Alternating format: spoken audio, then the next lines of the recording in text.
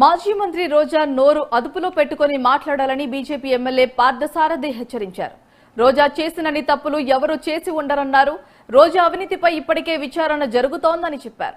ఆమెను కాపాడే శక్తి రాష్ట్రంలో ఏ మంత్రికి లేదన్నారు.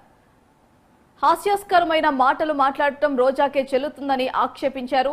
బీజేపీ ఎమ్మెల్యే పార్థసారథి రాష్ట్ర అభివృద్ధిని వైసీపీ నేతలు ఓర్వలేకపోతున్నారని మండిపడ్డారు. బీజేపీ ఎమ్మెల్యే పార్థసారథి గోవులు చనిపోతున్నాయనే అబద్ధ ప్రచారాన్ని మొదలుపెట్టారు.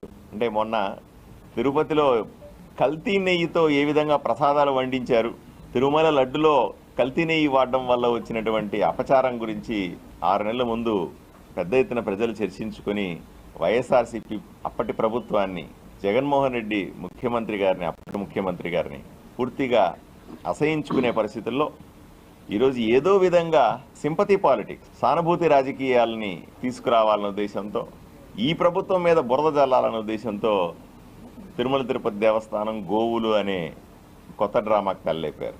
ఏదో విధంగా మత రాజకీయాలు రెచ్చగొట్టడం. ఈరోజు కూటమి ప్రభుత్వం కూడా చాలా సమయంతో ఉంది.